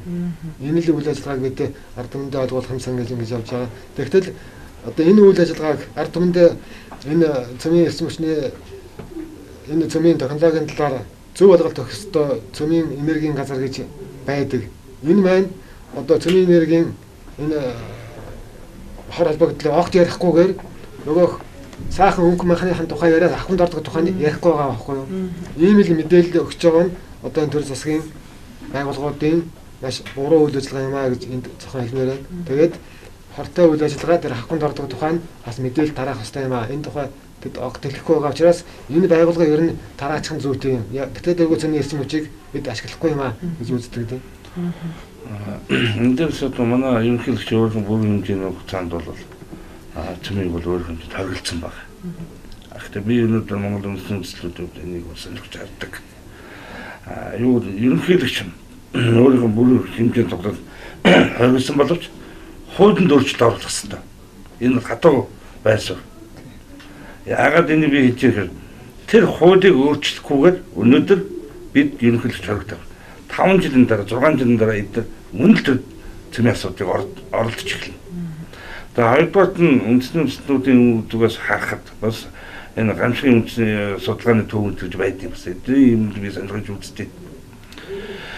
За мөн өөр бусад байгууллагын улс орнуудын судалгаа сонирхож үзлээ. Цөмөө хийгдээд дагаад гадаадын одоо олон улсын зэрэг хүртэл тухайн оронд орж ирдэг асуудал байдаг. Мөн цөмийн цикл гэж яриад байгаа юм дээр цөмийн урааныг одоо гаргалаа тийм үү? Буцаад орж ихдээ гаднад улсуудын хаягдлыг давхар орж ирэх мөнгөөр авч явж их магадлал энэ 100% байд. Одоо сүүлд Германд одоо 2 жил гарна хайчаадаг одоо хаягдлаа шүү дээ. Тэр одоо хаан болчихлоо гэж ярьж байлаа. Красноярск гэж байгаа шүү. Красноярск гэж хэлсэн. Хөвлөлээр тэгж ярьж байна. Тэгэл энэ хөвлөлээр гарч байна. 2 жил тэр галтрыг хавуулахгүй тэр Европын иргэд эсвүүцэж шүү дээ. Тэгэхэд өнөөдөр Монгол улс өөрсдөө тойруулаад нөгөө цөмийн урааныг олборлох юм хаягдан буцаж иргэд нөгөө орондоо ирэхээр нөгөө их гүрнэж яриад байгаа байхгүй. Биднийг хогинсо болох гэдэг. Энэ бити өстө мөрөөдөө. Бид бод энийг өстө үхэн амин сар энийг хамгаалах хэрэгтэй газар нутгаа. Экосистемийг бид амин сар хамгаална. Өөр асуудал байхгүй. Тэгээ ахын зөвлөлтөө тэр өөрийн цөмийн цикл гэдэг асуудал чинь жишээлбэл 1-2 жил ч юм уу асуудал биш. Олон жилээр 10 жил дор аяж явагдах асуудал байхгүй. Тэгээд манай зарим хүмүүс болохоор жишээлбэл одоо өөрийнхөө манай тэр өөрөөсөө гаралтаа тэр урааныг одоо жишээлбэл ураанаа олборлоод экспортлоо тий. Тэгээд одоо яадгийн тэр нь өөр цахилгаан гадны орны цахилгаан станцад ашиглагдаад дараа нь түлш болоод тэгээд буцаж иртэл тэр чинь бол маш олон жилийн хугацаатай явагдах асуудал байхгүй. Тэгэхээр бид нар бол 10 жилээр л тэмцэнэ гэж бодож байгаа. Тэр хичнээн жил байдیں۔ Тэр хугацаанд нь бид нар бол тэмцэнэ. Одоо би бол жишээлбэл өөрийнхөө амьдралыг бол тэр нь зориулах юм байна. Тэгэхээр хоёрдугаарт тэр цөмийн энэ хаягдл болчихлохгүй гэдээ манай ерөнхийлөгч бол зарлиг гаргасан. Одоо бид нарыг талархаж хүлээж авсан л да. Гэхдээ нэг ерөнхийлөгч өөрөө зарлиг гаргачаад дараагийн ерөнхийлөгч гарч ирэхэд тэр асуудал хэвээрээ байж байна. Тийм учраас одоо хуулиндаа заавалж өөрчлөлт оруулах хэрэгтэй. Тэгтэл ерөнхийлөгч өөрөө тэр өөрийнхөө тэр зарлагтаа бас хэлж лээсэн цөмийн энергийн хууль бол ер нь цоорхотой хууль юм байлаа гэдгийг бол өөрөө хүлээн зөвшөөрсөн шүү дээ. Тэгэхээр тэр цоорхотой хуулийг одоо бид нар тэр цоорхоог нь бүглүүлэх хэрэгтэй байна. Тэгэхийн тулд одоо энэ бид одоо улсын их хурлын гишүүд одоо биднийг дэмжиж тэр хуулинд одоо өөрчлөлт оруулахад дэмжээсэй гэж бас энэ нэвтрүүлгээр дамжуулмаар байна. Тэгээд ягаад тэр хууль нь яг цоорхотой гэхээр ерөөсөө аюул амархан тэр бол тодорхойлолт нь жишээл хаягдл гэж юу юм бэ гэдэг тодорхойлолтоо их эвгүй тавьсан байгаа тэр хуулиндаа. Жишээлбэл одоо цөмийн хаягдл гэдэг бол одоо дахиж хэрэглэж болохгүй ч гэдэг юм уу. Ер нь хаягдл гэдгийг тодорхойлохдоо дахиж хэрэглэж болохгүй гэдэг маягаар тодорхойлчихгүй. Тэгтэл хэрвээ бид нар дахиж хэрэглэж болно. Энд чинь хаягдл бишээ одоо жишээлбэл энэ түүхий гэж хэлээд оруулаад ирэх юм бол оруулж ирэх гарцсан бүр нээлттэй хуулийнхаа эрх зүйн. Тэгэхээр энэ асуудлаас бид нар бол маш их эмзэглэж сэрэмжилж байгаа. Тэгээд энийг бол бид нар бол одоо толбогдох байгууллагад нь хэлж одоо ард түмэндээ бас сурталчилж байгаа. Энэ дээр бас нэг юм харагдаж байгаа. Манай бас эмчнээс залуучууд бусад нийгмийн одоо экосистемийн төлөө төрөмсөө бол айлын судал сонирхсан зүйлүүд нь. Бид нар оюутлогоо дээр ямар ч ашиггүй хэм алдсан улсууд. Хэрэв уран олборлох юм бол 100% гадныхан ашигтай. Аль талаараа. Монгол улсынх эндээс одоо ихэд эрчим хүч болоод ихэд одоо өөрсдөө мөнгө олно гэж бодож байна. Энэ оюутлогоо гэдэг тэр нэг зүйлээр оролдоод алдж ирсэн хүмүүс энэ том юмор оролдно гэдэг бол Монгол улсыг бол 50-д хүрч. Зүгээр нэг артиллери юм дээр тоглоод алддаг шүү дээ. Монгол улсуудын 23 жил ололтоос илүү алдах нэх байсан. Өнөөдөр бид нар тань мэдэж шүү дээ. Ард түмний одоо яаж амьдрал дүүдсэн. Хэрвээ энэ урааны асуудал орж ирвэл Монгол бол асар том гамшиг авч байна. Бид нар өнөөдөр энэ гамшигын эсрэг үнцний төв гэж байна. Энэ мөн энэ одоо эдний холбоо байна те одоо хүмүүнлэгийн байгууллагууд эдгээр асар хэмжээгээр яригдж байгаа гадар бид нар. Тэгээ энэ дээр улсын хурлын гишүүд маань бас ингэж бас хард дэмжээсэй. Ерөнхийлөгч маань хэлсэн чинь энэ одоо хууль цоорхоо байна. Энэ цоорхоог бол тэр хүн сэтгэлд бүгэлчихсэн гэдэг юм байгаа байхгүй. Сэтгэл байна. Дэмжлэг хэрэгтэй. Ерөнхийдөө бид нар чинь арчсан орны иргэд штэ. Тийм учраас бид нэр арчсан маркер энэ дээр бас хатуу байсан эзлэх дэлхийд ихэнд бас арчсан орн ямар хүчтэй байд юм бэ гэдэг бид нар харуулах гэж бас энэ тэмцлийг өрнүүлж байгаа. Ерэгсэн хашгирах биш харин тэрнээс өмнө юмыг наан зогцоож нөмөрч явахгүй бол бас болохоо байсан цаг ирсэн байна гэдэг. Энэ ураны үйлдвэрлэлийн үр ашиг, үр дүн ямар байдаг тухай энэ сургамжтай мэдээлэл бол тэр Африкийн орнууд дээрхээс харж болно л да. Тэр Африкийн орнууд дээр Францын тэр Areva компани үйл ажиллагаа явуулаад тэгээд энэ үйл ажиллагааны үр дүнгээр одоо байгалийн маш ихээр хордуулсан байгаа. Тэнд одоо хүн одоо амьдрахад хэрэгтэй болцсон. Энэ байдлын одоо олон улсын байгууллага үнэлээд тэр Areva компанид одоо энэ Areva компаниас одоо манай Цөм энергийн газархан бол одоо хамгийн шилдэг нэгэд өөрөө дагаад ирсэн энийг л ажилуулна гэдэг байгаа шүү дээ. Гэтэл тэр маань одоо энэ дэлхийг бохирдуулсан хамгийн муу үнэлгээний тийм цал өргөмжилд авч ирсэн энэ компани гэдэг. Өөрөөр хэлбэл энэ компани бол үйл ажиллагаа нь дэлхий дээр хамгийн муу технологитой байгаад хамгийн цөм нөлөө үзүүлдэг хортой ийм компанид манайд үйл ажиллагаа явуулах гэж байгаа нь одоо маш харамсалтай байгаа. Үүнийг манай төр засгийн байгууллагууд одоо хамгийн шилдэг технологи гэж магтаад байгаа нь их харамсалтай байгаа. За ингээд яриад байвал бас нэлээд цаг орох нэг үтсэн манаас өглөө хөтөлбөрийн маань цаг дуусгаад байгаа. Уг нь тун хэрэгтэй мэдээллүүдийг бас үзэгчид энэ цагт багтааж хүргэх гэж бас хичээлээ тийм ээ. Тэр ерөнхийдөө зах цухааснаас үзэгчид маань ойлгосон баха. Цөмийн уран гэж үеийн хавкай гэж ямар хор уршигтай байдгийг тэрний нэг жишээ бол бас нэг жижигхэн зүйлээс харахад хонгор сумынхан бас ямар л байдалд орж ирсэн байлаа тийм ээ.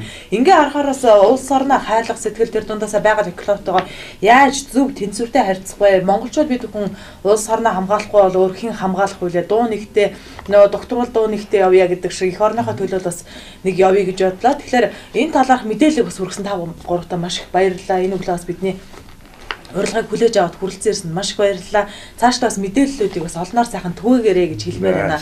За энэ түрээд манай гигэ өглөө хөтөлбөрийн маань зочны цаг дуусаж байна. Үргэлжлүүлээд үзэгч та бүхэн маань хачиртай талах мэдээлэл болонгаа хүлээн авч үзсэн үү?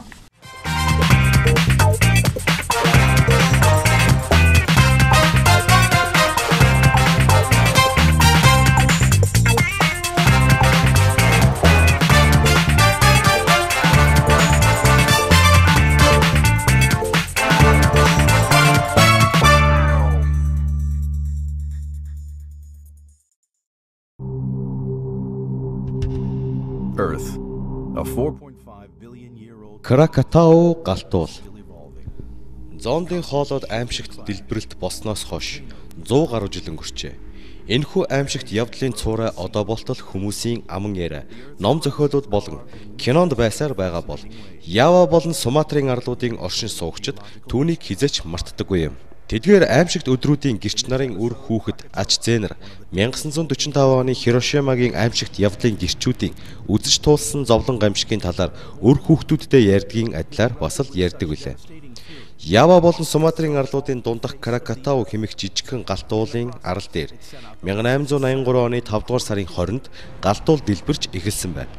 Үүнээс өмнө Кракатау галтуул 200-аад жил нам гүн байсан болохоор түүнийг унтарсан галтуул гэж үздэг байжээ. Гэнэтгэл түүний амсраар хар утаа, уур, галтуулын үнс савсаж эхлээд 11 км-ийн өндөрт дэгджээ. Галтуулсаас ихээхэн хол зайтай орших Нидерландын энэтхэгийн гол хот одоо Индонезийн нийслэл Жакартра хот Батави хүртэл нутгуудад газар доорх чичиргээ дөргөлт мэдрэгдэж байсан бол зондын хоолойн иргэдэрх суурингийн иргэд маш хүчтэй дэлбэрэлт сонссон гэдэг. Дараа нь 3-7 хоногийн турш чимээгүй болсноо 7 дугаар сарын дундаас эхлээд дахин их хүчтэйгээр ажиллаж эхэлжээ.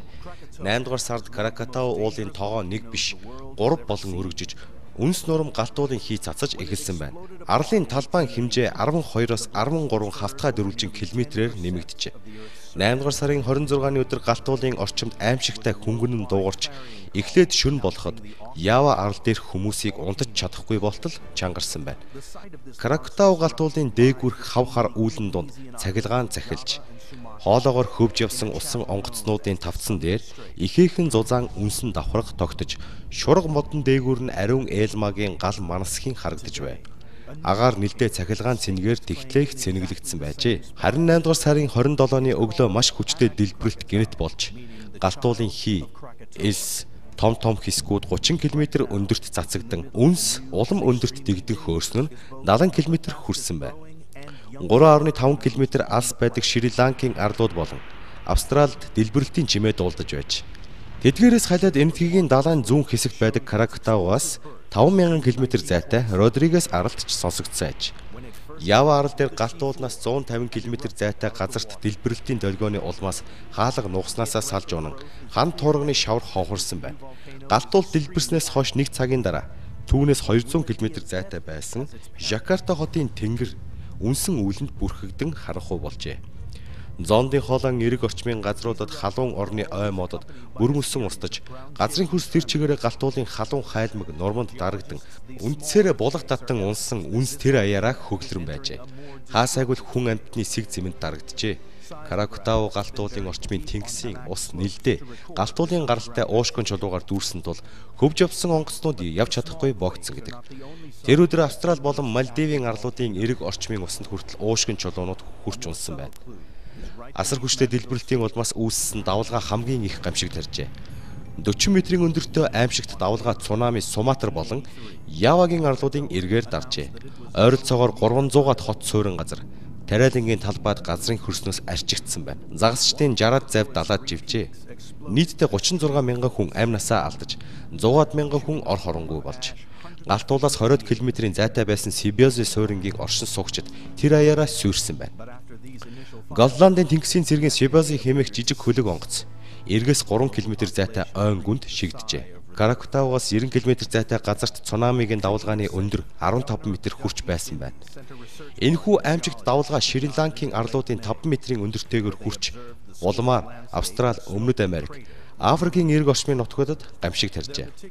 Бүр Ла Маншийн хоолоогоор хөвж явсан хөлөг онгоцнууд хүртэл давлгааг мэдэрсэн байна. Хэдийгээр нэг их гамшиг тарьж хохирол учруулаагүй ч гэсэн ихээхэн хачирхалтай сонин үзэгдэл агаар мандалд ажиглагджээ. Галт уул дэлбэрснээс хойш нэг их удалгүй нарны эргэн тойронд гаало хүрээ үүсэж нар өөрөө хачирхалтай ногоовтронгтой болжээ. Заримдаа цэнхэрдүү өнгөтэй болж байсан гэдгээ. Энэ үзэгдэл нь агаар мандлын дээд давхаргт галт уулын нарийн ширхэгтэй тоосон цар дэгдснээс болсон ажээ. Энэхүү тоосон царыг агаарын урсгал туун аваачсан тул Шри-Ланкийн оршин суугчид хүртэл энэхүү ногоо нарыг үдсэн ба улмаар Мадагаскарын арлууд цаашлаад Африкчууд болон Бразилчууд ч харсан байна. Агаарт хэдэн сарын турш байсан тэрл үнснээс болж дараагийн өвөл хаварч гисэн манай гарагийн зарим газруудад нар хачирхалтай хурцаар мандаж жаргаж байсан гэдэг. Нар нь тийхүү маш хурц тод өнгөөр мандаж жаргаж байсан нь зураачид болон яруу найрагчдын онгодыг хөгжөөж гайхалтай олон зохиол бүтээл тойроход хүргэсэн байна. Клод Мониогийн байгалийн сайхан зургуудыг харах болон Теннисоны яруу шүлгүүдийг унших бүрийд тийхүү хүчтэйгээр сэтгэл хөдөлгөсөн аимшигт үзэгдлийн шалтгаан өөрийн ирэхгүй санаанд буудаг. 1854 оны хаврын нэгэн үдшийн жаргах нарыг дүрслэн Английн яруу найрагч Теннисон улам ихээр цусан улаан туяа татуулсаар өдрийн нар нь түгшүүртэйгээр жаргана хэмээн шүлгэлсэн байдаг. Кракатау галт уулын дэлбэрэлт бол шинжлэх ухаанд тэмдэглэгдэн үлдсэн хамгийн хүчтэй дэлбэрэлт байлаа. Орчин үеийн цөмийн физикч эрдэмтдийн үнэлгээгээр түүний дэлбэрэлтийн хүч нь улс төрөгчийн 4 бөмбөг дэлбэлсэнтэй дүйцэх ажээ. 1815 онд Индонезийн Ява арал дээр Тамбор галт уул болон Критийн ойролцоох Санторин арал дээр 3500 жилийн өмнө болсон галт уулуудын дэлбэрэлт түүнийхээс ч илүү хүчтэй байсан гэдэг дам мэдээ байдаг. Санторин дахь галт уулын тоогоо нь Кракатаугийнхаас 4 дахин том учраас Грекийн галт уул илүү хүчтэй дэлбэрснийг хэлээд байгаа юм а. Археологчдын үзэж байгаагаар чухамхүү тэрл аимшигт дэлбэрэлтээс болж Крито Микенчүүдийн соёл иргэншил устсан байж болох талтай. Сонирхолтой, зоригтой таамаглал дэвшүүлэх дуртай зарим нэг нь тэр дэлбэрэлтээс болж домогтой Атлантидагийн мөксөн домгийг түүнтэй холбон тайлбарладаг. Кракатау галт уулын дэлбэрэлтээс болж эзгүүрийн хоосорсон Индонезийн арлууд тэрхүү аимшигт явдлаас үүссэн шарх сорвоо айжмаар ангаан илаашуулж иржээ. Далаа тэнгисийн урсаар бүрхэгдсэн газруудын намхан ногоон ой модод болон ширэнг шугуунууд дахин ногоор нь цэцэглэж дөрвж дайжсан араатан амьтад жигүүртэн шувууд эргэн ирцгээжээ.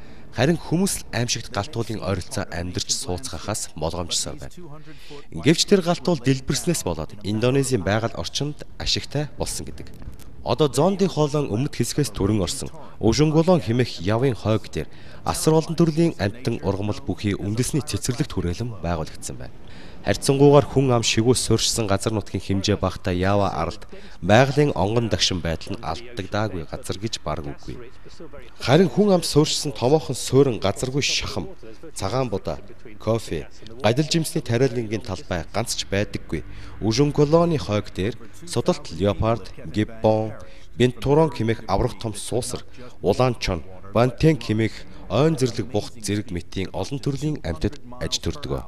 Дэлхий дээрх хамгийн сүүлчийн гэгдэх 40-50 толгой Явагийн ганц эвэрт хэрс зөвхөн энд л бий. Галтуулын дэлбэрэлтээс болж хүн амьтан сууршгаа болсны үр дүнд тэдгээр амьтад амьд үлдэж чадсан байна.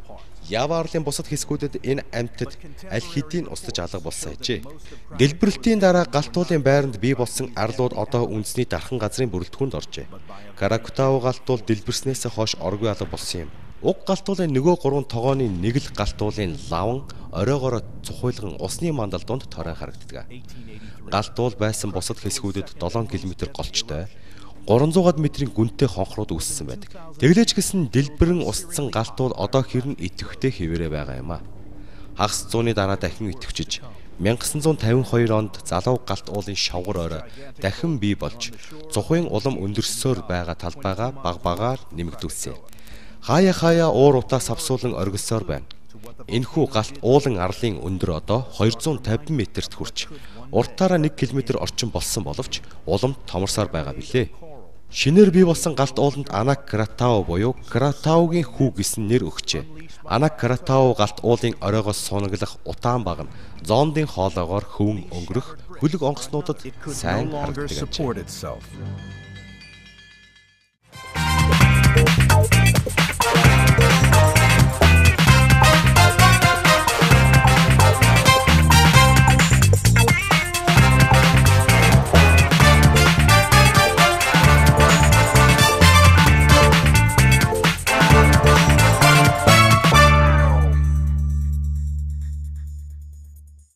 Энэ өглөөг бидэндээ хамт өгсөн үзэгч та бүхэндээ баярлалаа. Энэ түрээд манай гэгээ өглөө хөтөлбөр маань өндөрлөж байна. Та бүхний өнөөдрийн ажил бас өнөөс өнөр амжилт хүсье. Маргааш өглөө иргэн уулзлаа. Баяртай үзэгчтэй. Баяртай.